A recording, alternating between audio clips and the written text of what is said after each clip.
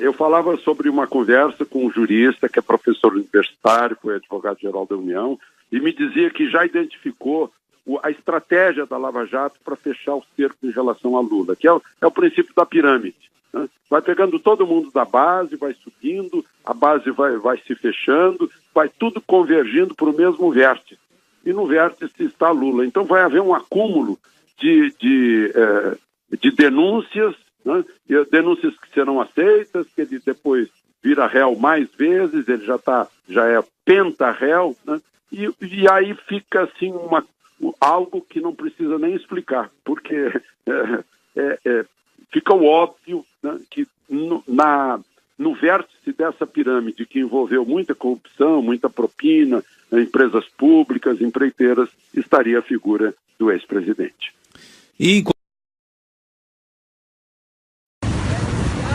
Aí galera, tudo bem? Tá ruim pra vocês? Acho que tá um pouquinho pior pro dono dessa ilha aqui, ó. Que tem aquele iate de fundo ali que vocês estão vendo. Essa ilha pequenininha aqui. O rapaz era tratador do zoológico em São Paulo, filho do Sem Dedo, do Lulinha. Então, é dono dessa ilha aí. Esse iate aí, vocês estão vendo aqui, belezinha. É pra aí que tá indo o nosso dinheiro, ó. Olha lá. Simples assim. Aí eu digo para aquele cara do vídeo lá, e aí Marcão, vida barata, né, tal, não sei o que, aí ó, isso aqui que é vida, olha lá, com o dinheiro nosso. Aí, olha o que um tratador de zoológico consegue aqui no Brasil, aqui ó. Só colocar o pai dele analfabeto para ser presidente da república e fica com isso aqui ó, conhecida como Ilha das Palmeiras, tá vendo? Aqui em Angra dos Reis, é isso aí ó. Era a ilha que era do Luciano Huck. Quem comprou foi o Lulinha, por dinheiro do JBS, 500 milhões. É isso aí, galera. Abraço. Realmente a crise da Dilma chegou aqui.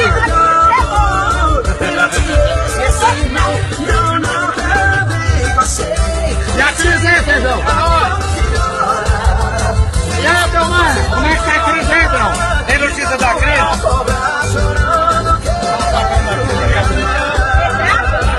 E aí, Edu, como é que tá a crise aí? Não chegou aqui não. Baiana? E a crise? Você não quer jogar fora esse restinho não? Despreza o primeiro jato. Agora foi de novo. Baiana, você tem notícia da crise? Crise é aquela amiga minha da faculdade? A crise! Galera, a gente tem que agradecer a Deus. Frase do Zé Capenga de Feira de Santana. A gente tem que agradecer a Deus todos os dias por ter nascido com boas qualidades, bonito e rico. Outra coisa, cada um com seus problemas, galera. Olha, estamos cercados em plena quinta-feira de verdade, vamos aqui em Poliboss. Pânico, direto do pânico pra gente. Uma loira maravilhosa, uma loira. E a gente aqui curtindo, mano. Tá lindo. Cada um com seus problemas, pai. Cada um com sua sorte. Hoje é quinta, cada um com sua sorte. Hoje é quinta, cada um com sua sorte. Hoje é quinta, caralho. Chupa que a cana é doce, meu filho.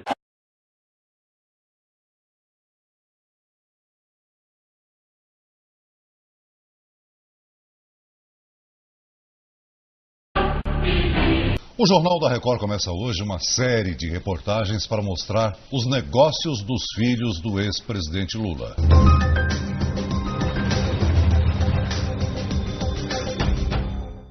Luiz Cláudio Lula da Silva é o filho caçula do ex-presidente com Marisa Letícia. Ele tem outros dois irmãos mais velhos, Fábio Luiz, conhecido como Lulinha, e Sandro Luiz. Estudou educação física e se tornou preparador. O sobrenome do pai o levou a grandes clubes da capital paulista. Primeiro, fez estágio no São Paulo, depois no Palmeiras. Por fim, realizou o sonho do ex-presidente como preparador no Corinthians, time de coração de Lula. Outro sonho também se realizou neste período, o do clube, que com a ajuda do ex-presidente Lula, construiu o estádio que abriu a Copa do Mundo de 2014. Mas foi em outro futebol, o americano, que Luiz Cláudio conheceu o sucesso financeiro. É neste prédio no Jardins, área nobre de São Paulo, que Luiz Cláudio trabalha. No 5º andar, funcionam as duas empresas do filho do ex-presidente Lula. Ambas atuam no esporte, uma no marketing, a outra organiza um torneio de futebol americano. As empresas são a LFT, Marketing Esportivo, e a Touchdown, Promoção de Eventos Esportivos. À frente das duas, Luiz Cláudio se tornou dono do Campeonato Brasileiro de Futebol Americano em 2011. Desde então, o torneio só cresceu. O número de clubes passou de 7 para 16. O ex-presidente Lula prestigiou algumas partidas. Nesta foto de 2011, ele aparece fazendo cara ou coroa em uma das finais do campeonato.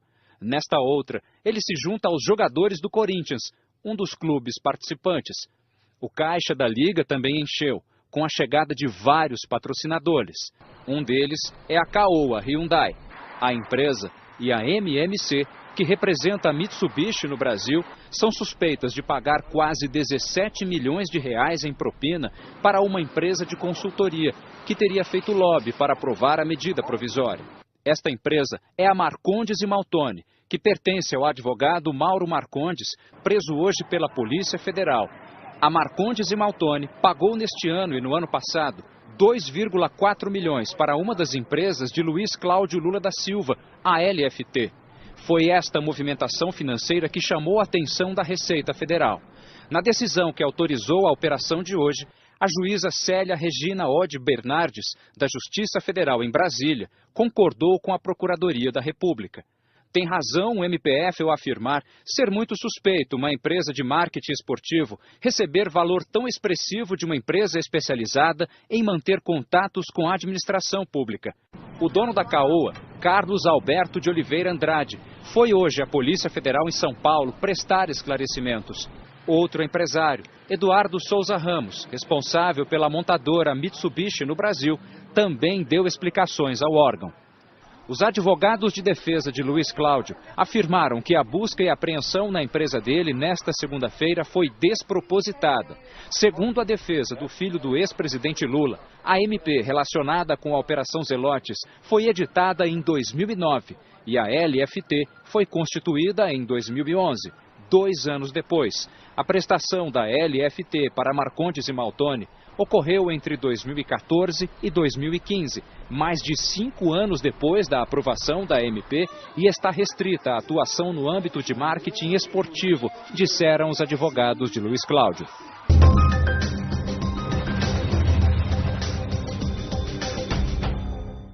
Fábio Luiz Lula da Silva, ou Lulinha. Este é o filho mais famoso do ex-presidente. Lulinha tem 40 anos de idade e uma trajetória profissional polêmica. Em 12 anos, passou de estagiário para dono de negócios milionários. Em 2003, quando o pai foi eleito presidente da República, Lulinha era monitor do Zoológico de São Paulo. Recebia salário de R$600. Para reforçar os ganhos, dava aulas de computação. No segundo ano de mandato do presidente, Lulinha começou a mudar de vida. Foi quando ele abriu a primeira de suas 7 empresas no ramo de tecnologia. A de maior sucesso é a Game Corp. No começo de 2004, era uma simples produtora, com um capital de R$10 mil. Hoje, vale R$6,5 milhões de reais. O crescimento da empresa começou em 2005. Foi quando a Telemar comprou parte das ações da Game Corp por R$5,2 milhões. A operadora de telefonia, uma das maiores do Brasil à época, tinha dinheiro público em seu capital. Perguntado se o negócio era, do ponto de vista moral, irregular, o então presidente Lula respondeu durante a campanha de reeleição em 2006. O que eu posso dizer é o seguinte, tem alguma coisa errada? Se tiver, diga. Porque até agora, tudo que foi investigado, tudo, e não por gente amiga minha, pelos meus adversários políticos, sabe? Com estardalhaço. Sabe? Investigue. Eu não posso tomar as dores do meu filho. Se ele está errado, ele paga. Agora, ao mesmo tempo, eu não posso impedir que ele trabalhe. O Ministério Público Federal arquivou os inquéritos que apuravam a participação da Telemar na empresa Game Corp e um suposto tráfico de influência na sociedade entre a Telemar e a empresa de Lulinha. A operadora de telefonia investiu no total 15 milhões de reais nas empresas do filho do ex-presidente, que também tem como sócios 2 filhos do ex-prefeito de Campinas, Jacob Tarr. No meio de 2006, a Game Corp arrendou 6 horas da programação de um canal de televisão, que passou a ser chamado de Play TV. Fomos até a sede das empresas de Lulinha, na zona oeste de São Paulo. Um funcionário nos recebeu. Não tem ninguém que pode falar para mim sobre isso. Posso tentar falar com ele. Não, ele trabalha aqui, mas eu não uso. Tem uma vez. Um dos presos pela Polícia Federal ontem na Operação Zelotes é Alexandre Paz dos Santos. O empresário é suspeito de atuar como lobista no esquema de venda de medidas provisórias favoráveis às montadoras de veículos. Lulinha teria usado durante 2 anos uma sala em Brasília que pertencia a Alexandre. Enquanto o lobista era preso, a Polícia Federal também cumpria mandados de busca e apreensão em 2 empresas de outro filho de Lula, Luiz Cláudio Lula da Silva. A LFT é investigada por suspeita de ter recebido 1,5 milhão do esquema.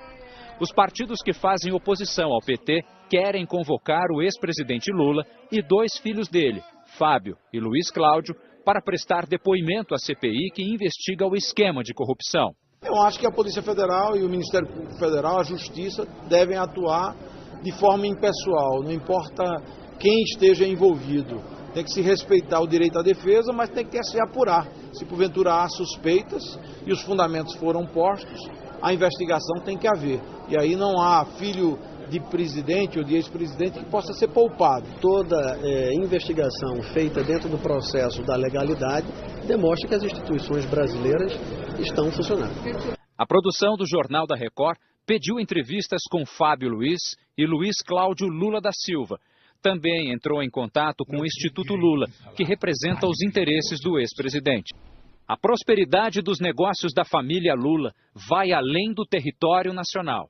A hidrelétrica de Cambambi, em Angola, foi inaugurada em 1963. Recentemente, começou a ser modernizada e ampliada. A construtora responsável pelas obras, que começaram em 2011, é a Odebrecht. A empresa é investigada pela Operação Lava Jato por suspeita de ter pago propina em troca de contratos milionários da Petrobras. O diretor-presidente da empresa, Marcelo Odebrecht, próximo ao ex-presidente Lula, está preso desde 19 de junho no Paraná, suspeito de participar do esquema. A empresa de um sobrinho do ex-presidente Lula, a Exergia Brasil, foi contratada pela Odebrecht para realizar as obras na hidrelétrica de Angola. Taiguara Rodrigues dos Santos é dono, desde 2009, de 49% da Exergia Brasil. Um grupo português é proprietário da outra parte da empresa. Até 2007, Taiguara instalava vidros em varandas em Santos. O sobrinho do ex-presidente foi convocado pela CPI do BNDES para explicar como se tornou um empresário que ganhou 2 milhões de dólares, o equivalente a 8 milhões de reais, em 4 anos. O sobrinho do ex-presidente afirmou que não sabe qual é a origem do dinheiro que recebeu para realizar as obras na hidrelétrica de Angola. Então, mas eu não sei, não tem como a gente... Quando a gente vai prestar o serviço, você não sabe de onde vem o recurso. Taiguara também respondeu se foi ajudado por Lula a entrar no negócio. A sua amizade com o ex-presidente Lula e com Lulinha, acha que ajudou nesses contratos ou prejudicou? Eu acho que não interfere em nada, nem positivo nem negativamente. Uma das noras do ex-presidente, Marlene Araújo Lula da Silva, foi por 7 anos contratada do Serviço Social da Indústria, o SESI, de São Bernardo do Campo. Ela passou a ser investigada pela Controladoria Geral da União em 2014 por suspeita de ser funcionária fantasma. Marlene recebia R$ 13.500 por mês. Aqui é residência? É residência? É. Ué, eu achei que procurava o quê? Eu achei que fosse um escritório aqui. Era escritório antigamente do o Meneghelli. O Meneghelli? Porque eu tive a informação que aqui seria um escritório, parece que do SESI. Era isso mesmo. Era isso. Isso. Ah, agora não é mais. Jair Meneghelli fez amizade com Lula no movimento sindical e foi indicado por ele para ser o presidente do SESI, onde recebia até o ano passado R$60 mil por mês. O deputado Fernando Francischini vai reapresentar o requerimento que convoca a nora de Lula e o ex-sindicalista para depor na Comissão de Fiscalização Financeira e Controle da Câmara.